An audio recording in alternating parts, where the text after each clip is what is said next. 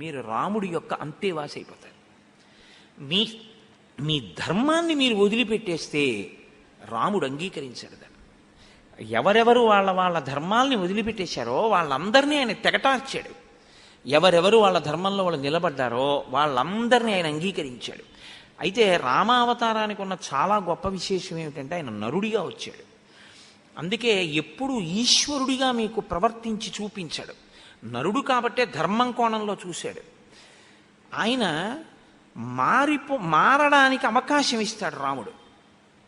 ఇది మీరు బాగా గుర్తుపెట్టుకోవాలి. రాముడు మారడానికి అవకాశం ఇస్తాడు. ఒకసారి కాదు, 100 మార్లు ఇస్తాడు.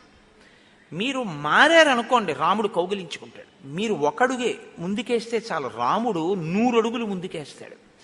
మీరు ఒక్కడుగు వెయ్యడానికి మీరు సిద్ధపడలేదనుకోండి, అవకాశాలు ఇచ్చి ఇచ్చి ఇచ్చి ఇచ్చి రాముడు తనవాడని అనడు, పడగొడతాడు. కాబట్టి రాముడు ఇష్టపడేది ఏది? ధర్మమే. ఇదే వేరొకసారి నిరూపణం చేస్తుంటుంది ఆయనకి లోపల ధర్మం పట్ల ఎంత అనురక్తి ఉన్నది, ఎంత ధర్మావలంబకుడు. అందుకే అంటాడు మారీచుడు, రామో విగ్రహవాన్ ధర్మ అంటాడు. రామో విగ్రహవాన్ ధర్మ అంటే రాముడు ధర్మాన్ని తన ఇష్టం వచ్చినట్లు చూడడం కాదు. మీరు బాగా జ్ఞాపకం పెట్టుకోవాలి ఈ విషయాన్ని. అలా అయితే నిన్న రాత్రి దశరథ మహారాజు గారు ఏమన్నాడు? నాయనా, నేను వృద్ధుణ్ణి అయిపోయాను, యుద్ధం చెయ్యలేను, నువ్వు ఒక పని చెయ్యి, నేను ఈమె యొక్క వరములు అనబడేటటువంటి వాటి చేత బంధింపబడ్డాను, అందుకని నువ్వు నిగృహ్యమాం, నన్ను నువ్వు నిగ్రహించు, నువ్వు నన్ను ఓడించేసి కారాగారంలో పెట్టేయి, రాజ్యం నువ్వు తీసేసుకో అన్నాడు. నేను మిమ్మల్ని ప్రశ్న అడుగుతాను, ఇప్పుడు దశరథుడు చెప్పింది చేస్తే పితృవాక్య పరిపాలకుడు కాడా? తండ్రి చెప్పిందేగా చేశాడు. మా నాన్నగారు ఖైదులో పెట్టమన్నారండి, మా నాన్నగారిని ఖైదులో పెట్టాను, నన్ను రాజ్యం తీసుకోమన్నారు, తీసుకున్నాను, రోజు నువ్వు ఓసారి కనపడన్నారు, కనపడుతున్నాను, నేను పితృవాక్య పరిపాలకుడిని అని రాముడు అన్నాడు అనుకోండి, ఏం మీకేమైనా అభ్యంతరమా? అందులో ఏమైనా ఉందా? ఎందుకంటే మరి తండ్రి చెప్పిందేగా చేశాడు. రాముడు ఏమన్నాడు వెంటనే? కాదు, నా పుత్రధర్మం నన్ను నిర్వర్తించనివ్వండి, ధర్మ వ్యతిరిక్తమైన మాట నాకు బోధ చేసి అలా చేద్దామని కోరుకోవద్దు, ధర్మంలో ఇద్దరిని నిలబడదాం, 14 ఏళ్ళు ఒక రాత్రి నిద్రలా గడుస్తాయి, నేను తిరిగి వస్తాను, మీరు చూస్తారన్నాడు. రాముడికి తనకి అన్వయం అయ్యేటట్టుగా చూసుకోవాలనుకుంటే ఆ ఒక్క మాట చాలు రాజ్యం పుచ్చుకోవడానికి. రాముడికి అది కాదు, తన ధర్మం తాను చేస్తూ వెడుతూ ఉంటాడు. ఈ ధర్మం చేస్తూ వెళ్ళడం అన్న మాట మీరు ఒకటి గుర్తుపెట్టుకోవాలి. ధర్మం చేస్తూ వెళ్ళడం అంటే ఎప్పుడూ ఒక్కలా ఏమి ఉండదు. ధర్మం నిరంతరం మారుతుంది, ప్రతి క్షణం మారిపోతుంటుంది. ఏకాదశి ఉపవాసం ధర్మం, ద్వాదశి వచ్చింది కారణ ధర్మం. సూర్యోదయం అవగానే ఎంత తొందరగా వీలైతే అంత తొందరగా తినేయాలి మీరు, అదే ధర్మం. అందుకే కదా ద్వాదశి వచ్చింది. అన్నం తింటానంటే దుర్వాస మహర్షి వచ్చారు అంబరీషోపాఖ్యానంలో. ద్వాదశి గడియలు మించిపోతున్నాయా, ఏం చేయను మరి, తినాలి కదా అంటే పోనీ మంచినీళ్ళు పుచ్చుకోవాయా అన్నారు అక్కడ ఋషులందరూ. అంటే ద్వాదశికి పాలన ధర్మం, మీరు తినడం ధర్మం, ఏకాదశికి తినకుండా ఉండడం ధర్మం. ఏకాదశి ధర్మం ద్వాదశి నాడు ఉందా? బ్రహ్మచారి తాంబూలం వేసుకోకపోవడం ధర్మం, గృహస్థు భార్య ఇచ్చిన తాంబూలం వేసుకోవడం ధర్మం. గృహస్థు తన భార్య పట్ల కామం కలిగి ఉండడం ధర్మం, అన్యకాంత పట్ల కామం కలిగి ఉండడం పరమ అధర్మం. తను తన తండ్రి ముందు నించుంటే పుత్రధర్మం, తన కొడుకు ముందు నించుంటే పితృధర్మం. ఎక్కడికి వెడితే అక్కడ ఆ ధర్మం. ఆ ధర్మంలో అలా కూర్చున్నప్పుడు అలా చెప్పడంలో భయపడకూడదు. అలా మీరు భయపడిపోయారనుకోండి, అప్పుడు మీకు అసలు ధర్మనిష్ట లేదని గుర్తు. మీరు దేని కొరకు మీరు ఆ పాత్రలో ఉన్నారో అక్కడ ఆ పాత్ర పోషించడంలో మీరు ఎంత మాత్రమో అధైర్యపడకూడదు. మీరు ధైర్యంగా ఉండాలంతే. నేను నా ధర్మంలో, దానికి ఇంకా వ్యక్తిగతమైన విషయాలతో సంబంధం ఏమీ లేదు. ఆ ధర్మంలో ఆయన అంతే, అలాగే ఉండాలి. అదే ధర్మం అంటే. ధ్రియతేవా, పట్టుకోవాలి. ఎందులో మీరున్నారో దాన్ని పట్టుకుని నిలబడగలగాలి. అంతేగాని కలగాబలగం చేసి లోపలి ప్రయోజనం కోసం అని చెప్పి లోపల ఒకటి కోరుకుంటున్నాడు కాబట్టి ధర్మాన్ని తదనుగుణంగా మార్చకూడదు. ఇది కౌసల్యంది. ధృత్యేన నియమేన చ అంది. ధృతితో పట్టుదలతో పట్టుకో, నియమంతో పట్టుకోండి. నియమంతో పట్టుకో అంటే నువ్వు ఏది కోరుతున్నావో దానికి అనుగుణంగా చేసేయడానికి వీలుగా నీకు అవతల వారి మాట వినపడినా కూడా అది ధర్మానుగుణమేనా అన్నది ఆలోచించు తప్ప నీకు పనికొచ్చింది కాబట్టి చేసేయద్దు. అది ధృతితో పట్టుకో, నియమంతో పట్టుకో. రామా, ఇన్నాళ్ళు ఎలా పట్టుకున్నావో అలాగే పట్టుకో, అదే నిన్ను రక్షిస్తుందండి. అరణ్యవాసానికి బయలుదేరాడు. పైకి రాముడు ఒకడు, లోపలి రాముడు ధర్మమూర్తి, ఎప్పుడూ ధర్మం. ఇది గుహుడి ఘట్టంలో మీరు చూసినప్పుడు ఆకాశం భూమితో చెలిమి చేసినట్టుంటుంది. ఈ రెండిటికి పొంతన ఎలాగా అంటే దేని ధర్మాన్ని అది ప్రకాశింపచేస్తే రాముడికి ఎవరితో కలవడానికి అభ్యంతరం లేదు. సరికదా, రాముడితో కలవడం అన్నది ఎలా ఉంటుందో తెలుసా అండి? మామూలుగా ఉండదని మీరు బాగా జ్ఞాపకం పెట్టుకోండి. రామానుగ్రహం మీ వంశంలో ఎవరికైనా ఒక్కరికి కలిగిందనుకోండి, ఒక్కరు సాధించారనుకోండి, అది మామూలుగా ఉండదు. అది ఎలా ఉంటుందంటే ఒక 500 సంవత్సరాలకి సరిపడనంత కృప అప్పుడే వర్షిచ్చేస్తాడు ఆయన. దాన్ని నిలబెట్టుకోవడం మీ ఇష్టం, నిలబెట్టుకోవడం మీ చేతిలో ఉంటుంది రామానుగ్రహాన్ని. నేను ఈ మాట ఎందుకు అంటున్నానంటే వాల్మీకి రామాయణంలో లేదు, కానీ ఇతర రామాయణాల్లో చెప్తుంటారు. ఒక ఉడత ఏదో నీళ్లలో దూకి బయటకు వచ్చి ఇసుకలో దొల్లి మళ్ళీ వెళ్ళి నీళ్లలో పడింది. ఎందుకు అని అడిగారు. అంటే సేతువు కడుతున్నాడు కదా, నా వంతు ఉపకారం చేస్తున్నానంది. రాముడు ఏం చేశాడు? ఓ 10 రూపాయలు ఇవ్వలేదు దానికి, లేకపోతే ఏదో నీకు నీ జీవితంలో ఎక్కడికి వెళ్ళినా నీకు పళ్ళు దొరుకుగాక అని అనలేదు. ఆ ఉడతకి ఇవ్వలేదు వరం. ఉడతని చేత్తో పట్టుకుని తన కుడి చేతి 3 వేళ్లతో ఇలా రాశాడు. ఉడత అన్న ఆ జాతిలో పుట్టిన ప్రతి ఉడత మీద 3 వేళ్ల గీతలు ఉన్నాయన్నారు. ఒక్క ఉడత చేస్తే ఉడత జాతి అంతా రక్షింపబడింది రామానుగ్రహానికి.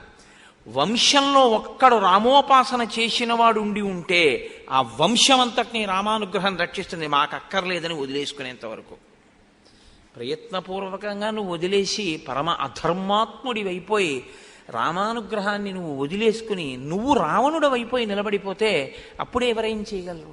అలా కాకుండా నువ్వు భక్తితో నిలబడగలిగితే అది ఎక్కం దిగుణీకృతం అవుతుంది. అందుకే ఒకరు రామానుగ్రహాన్ని తెస్తే మిగిలిన వాళ్ళు దాన్ని రక్షించుకుంటూ ఉండాలి. ఉడతయి కూర్చుంటావు అంతే. నువ్వు చేయగలిగింది ఒక్కటి రాముడికి చేశావా అంతే, నీ వంశం అంతా తరిస్తుంది. ఇది ఆయన చూసే ధర్మం. ఆ ధర్మాన్ని చూస్తూ ఉంటాడు ఆయన. కాబట్టి ఇప్పుడు గుహుడు అన్నాడు, భక్ష్యం భోజ్యంచ పేయంచ లేహ్యం చేదముపస్థితం శయనాని చ ముఖ్యాని వాజినాం ఖాదనంచతే. ఇది ప్రేమ అన్న మాటకు అర్థం. రామ, మీకు తినడానికి కావలసినటువంటివి అన్నము మొదలైనటువంటివి, పాయసాదులు మొదలైనటువంటివి, పానకాలు, లేహ్యాలు అంటే తాగేవి, నాకేవి, కొరికేవి, తినేవి, మింగేవి అన్నీ వండించి సిద్ధం చేశాను. ఎప్పుడు చేశాడు? ప్రేమ ఉంది కనుక. రాముడు వచ్చాడు అని తెలియగానే ఏమో ఇవన్నీ చేసేయి అన్నాడు. ఇన్ని తింటాడా? అనవసరం ప్రేమ. ఇది ప్రేమ అన్న మాటకి పరాకాష్ట అని పరిగెత్తుకుంటూ వచ్చాడు. వనవాసానికి వచ్చాట.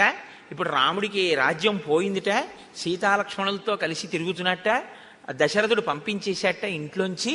అందుకని చెప్పేసి అడవికి వచ్చిన వాడు చెట్టు కింద ఉంటాడేంటి, ఎలాగో వస్తాడు మన ఇంటికి, ఇక్కడికి వస్తాడులే బాబు, ఎన్నాళ్ళు ఉంటాడో ఏమిటో, మనం ఇప్పుడు ఈ అరణ్యంలో ఉన్నామని మన ఇంట్లో కూర్చుంటాడో ఏమిటో, 14 ఏళ్ళు అంటే ఓ ఏడాది ఉంటానంటాడో ఏమిటో అన్నవాడైతే ముఖం చాటేస్తాడు. రాముడు వీధవతలు ఎందుకు కూర్చున్నాడో తెలుసా అండి? ఇంగుది వృక్షం కింద. ఇందుకే చంద్రశేఖర పరమాచార్య, కంచికామకోటి పీఠాధిపతులు ఆయన నిరంతరం సంచారం చేస్తుండేవారు. సంచారం చేస్తుంటే తెనాలిలోనే అనుకుంటాను, నాకు జ్ఞాపకం ఉంటే, ఒక గొప్ప బ్రాహ్మణుడు వేదం చదువుకున్న ఆయన ఆ పరమాచార్య దగ్గరికి వెళితే మాత్రం పలకరిస్తారా? అంత జనం తీర్థానికి వెళితే మాత్రం ఆయన అనుగ్రహం మనకు కలుగుతుంది ఏమిట్లే, మన పలకరిస్తారా అని అనుకున్నారు. ఆయన తెల్లవారుజామున బయలుదేరి ఎవ్వరికీ చెప్పకుండా స్నానం చేసేసి సత్యదండం పట్టుకుని వెళ్ళి వాళ్ళ ఇంటి ముందు కూర్చున్నారు.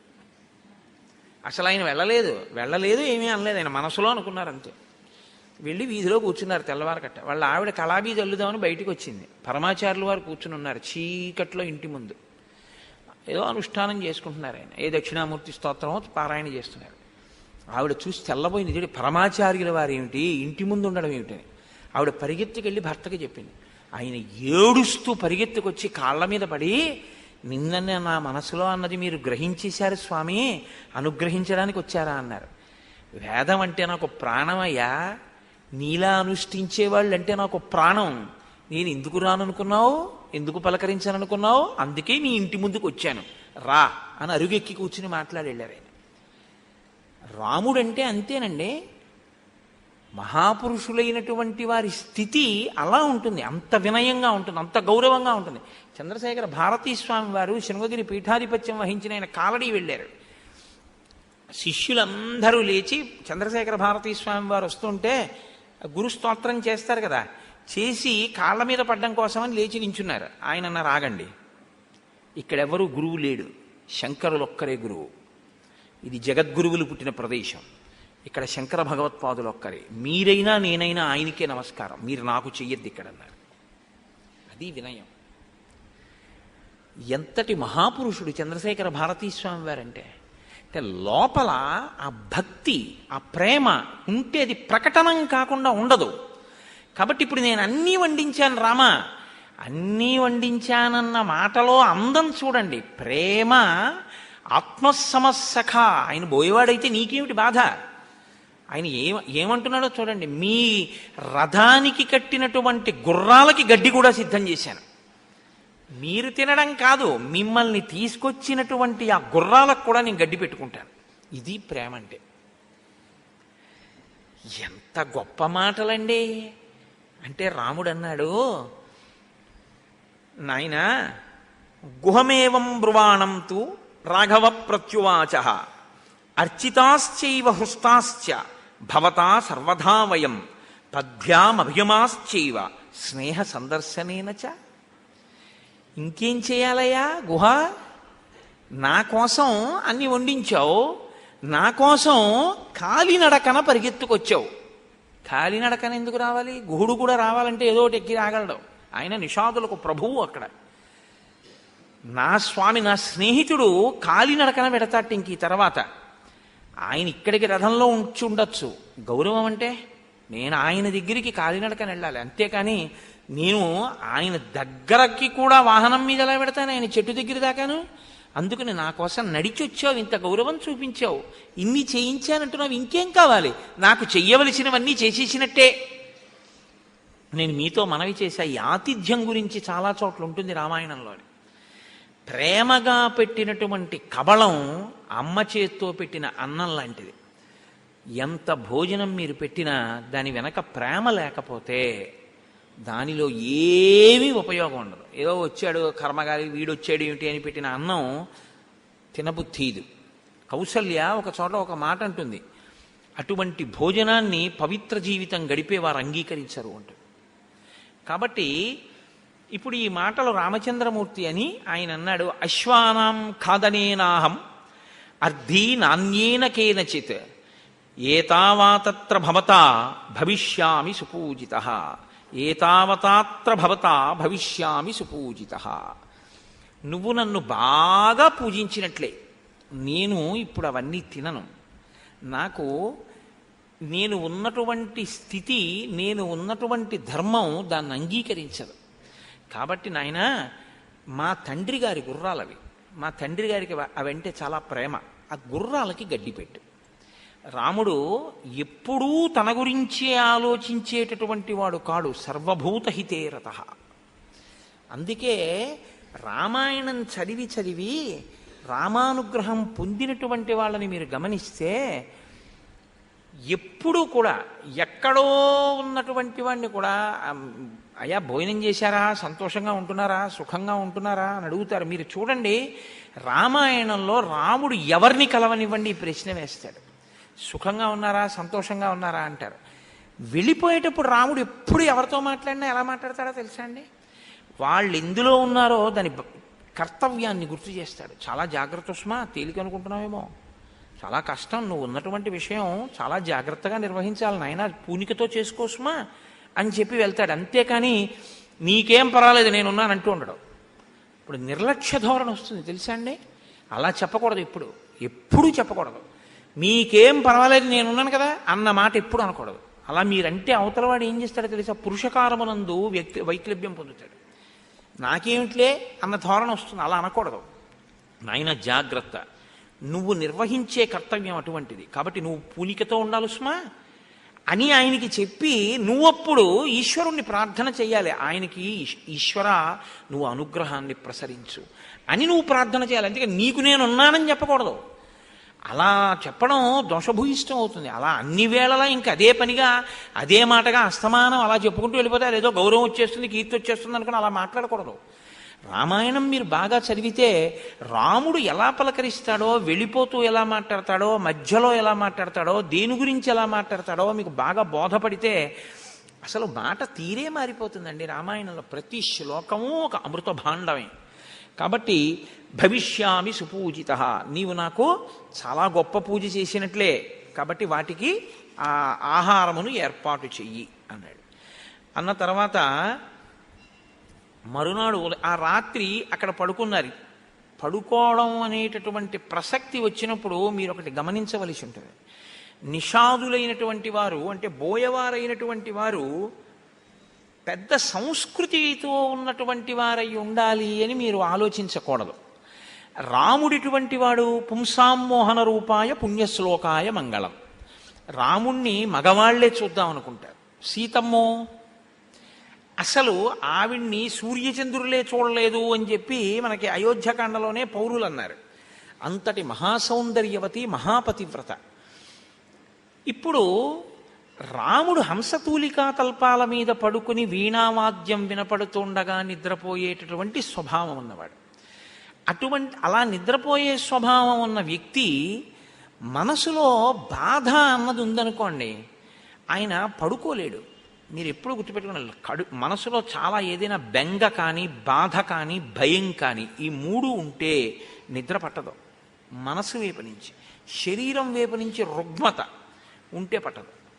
ఆ మహాభారతంలో విదురుడు నిద్ర పట్టట్లేదంటే ధృతరాష్ట్రుడితో మాట్లాడుతూ అంటాడు. కాబట్టి ఇప్పుడు రాముడు పడుకున్నాడు. దేని మీద పడుకున్నాడు?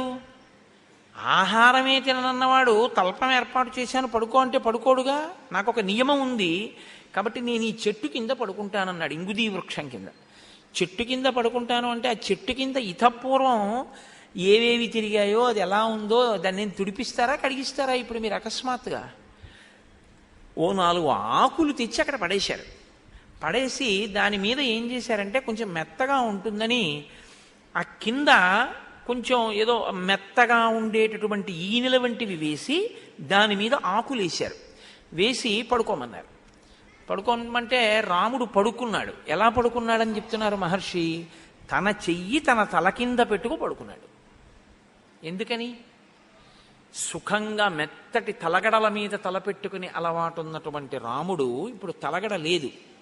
కాబట్టి తలగడ లేదన్న భావన లేకుండా తన గుండ్రని మెత్తని చెయ్యినే తన తల కింద పెట్టుకుని పడుకున్నాడు. ఇలాగ పడుకుంటే సీతమ్మ ఏం చెయ్యాలి?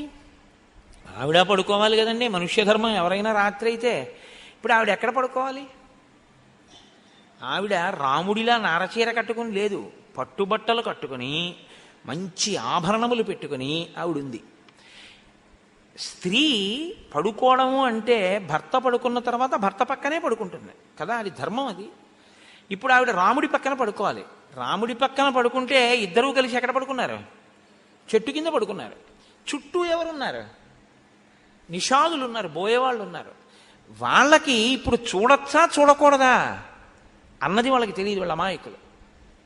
అదే ఒక సంస్కారం ఉన్న వాళ్ళు అనుకోండి, తన భార్య తప్ప అన్యకాంత నిద్రపోతుంటే చూడకూడదు.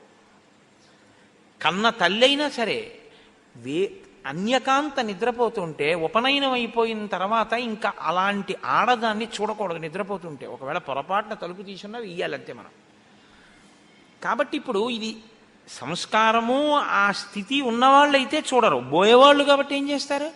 రాముడు ఎలా పడుకున్నాడో, సీతమ్మ ఎలా పడుకుందో వాళ్ళ హృదయంలో కల్మషం ఉండదు. కానీ మహానుభావుడు అంత గొప్పవాడు, నాన్నగారు పంపించేశారట, అడవిలి పట్టొచ్చి చెట్టు కింద పడుకున్నాడని అదే పనిగా చూస్తుంటారు. నిజంగా రాముడు ఏమిటో వీళ్ళందరూ చూడు ఎలా